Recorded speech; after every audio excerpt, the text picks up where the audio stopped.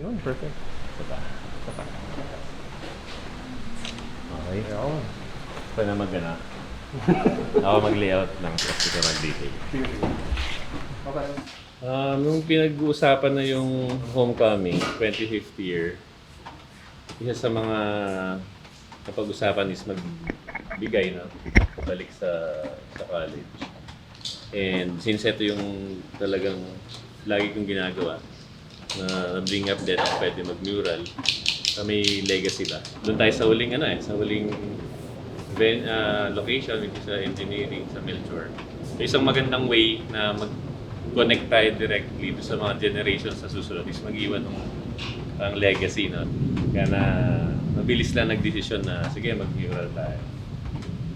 Actually, wala siyang nostalgic feeling for me kasi nga, doon tayo So parang, at least through this effort, parang may connection na tayo.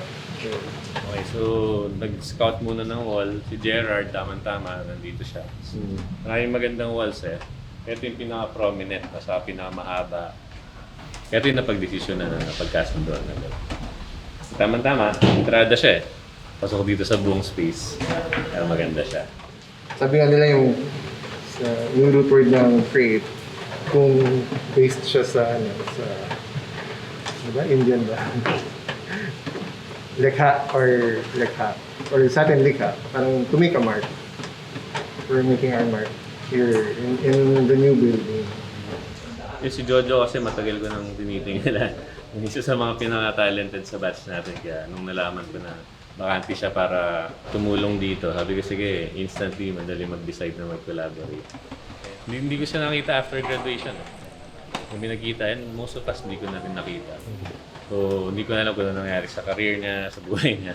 Pero nagkaroon ng chance mag-ocular dito, nakapagkwentuhan kami. Nalaman ko na andun pa rin yung puso niya sa arts. Kaya tama-tama kasi ang ingredient yun for good collaboration, yung passion and yung oras ba. So, sakto-sakto. Yung unang inisip namin dito, chronology. Kasi yung magandang latag mahaba yung space, mahabang wall. Pwede may kwento na nag-evolve, nagde-develop. Yan.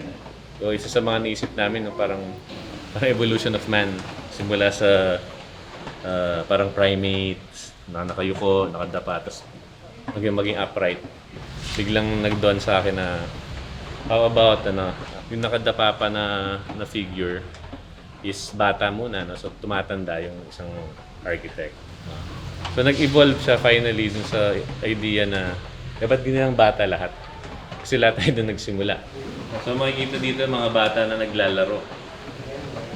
Lalo tayong building blocks, tapos dyan nabuo yung mga passion natin sa pag-build. Yan, iba-iba. Tapos yung mga first time na nag-drawing tayo, meron dito. Iba-ibang tao, iba-ibang mga kabataan, no? Itsura ng kabataan. Iba-ibang level din, may toddler, may baby. Yan, parang instinct ng baby. Meron siyang mga laruan, mga stuff na toys na nakasabit. Diba usually inaabot-abot ng bata yun, ng sanggol. Tapos pinakita natin doon na imbis na yung buwan or yung stuffed apple yung aabutin na, inabot na yung parang small version ng bahay. Dito naman ginagawa namin yung parang title page. Ang ginawang logo ni Jojo.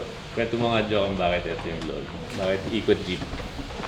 Malakas na logo para sa batch. Kasi nung lantern pa rin, part kasi siya ng project ng art. Yung batch, no? Ng 7 yata. Hindi ko maalala. Kasi ng isang subject sa RT. So, ang napili na design is jeepney din siya, pero may konting surprise. So, gumawa kami ng model ng jeep, tapos ginawa namin. Kasi yung top ng jeep becomes Belen. Kasi lantern pa dito. Pop up yung bubong. Pero yun, so nag-stick yun sa mind ko. Nung nag-homecoming meeting kami. Since yun yung parang pinaka-highlight din nung natin. Highlight, parang may identity din kasi parang nag-come together yung batch. Last minute. Tapos, nag-Hall of Fame yung RG. Hall of Fame. Sa Lantern Parade because of that. Most creative ata. Most creative. Most creative. Pero yung point kasi is yung community. yung reunion homecoming eh. So, nothing's better than actually coming home, di ba? And this is one form of coming home, yung magkita-kita dito. Hindi kasi makabuluhan kung kami lang yung gagawa. Kaya nakakatuwa kahapon yung nagpipaint. Mga families eh. Families yung dumating eh. So, activity ng pamilya, hindi lang sa nung batch. So special yung fact na maraming kamay nagtulong-tulong para mabuo. And legacy na siya ng maraming tao pag iniwan siya dito. Yung message na gusto ikwento dun sa mga next generation, yan, kwento nung ano to. Tingin ko ba may something about RT? Ito kasi ang maganda kasi sa RT, parang ano siya eh, well, personally in my case, parang intermediary siya between man and then environment. So ang ganda ng analogy na yung RT, para siyang receptacle. I-hold ka lang niya. Or parang tayo, i-hold niya tayo. Kahit iba-iba yung mga sanga, iba-iba yung branches natin, may connection pa rin. May structure pa rin. May lalagyanan pa rin tayo. Karamihan ng mga nagagamit nating learnings, yung mga yung pang-araw-araw, yun yung mga natutunan natin sa labas ng classroom. Na-equip tayo technically sa loob para mag-excel sa profession. Pero at some point, marirealize mo yung pang-araw-araw talaga yung survive mo sa buhay. Yun yung natutunan sa labas. Pero within the community pa rin. Yun. Kaya siguro karamihan sa atin ngayon na active dito sa pag-iwan ng legacy ay yung mga hindi nag-practice. Posible rin tayo yung may oras. Kasi swerte tayo, nahanap natin yung passion natin eh. So nandun tayo sa isang space na kaya nating bigyan ng oras para bumalik dito. Salamat. Solid.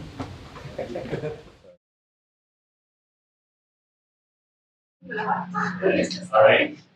Okay. 3, 2, 1, and... Yay!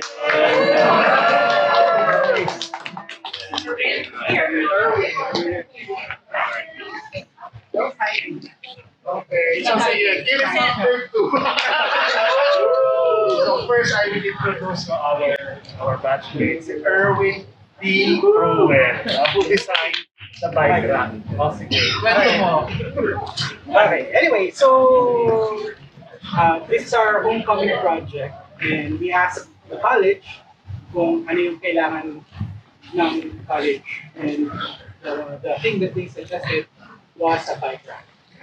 So yung design, medyo simple lang naman siya. Textual para readable, para at least madaling ma-relate din siya. At the same time, we want it to be like a signage in a sense, para it can like identify yung College of Art. So here we're gonna present more awards. Para turn it over to our college. So Dean, I hope you could accept our humble, what do you call this, tribute to the memories that we had learning under the College of Architecture. Yeah. Happy to accept. Oh, thank you very much. Unveil na lang. Tag of orbit na. Yay! Uy!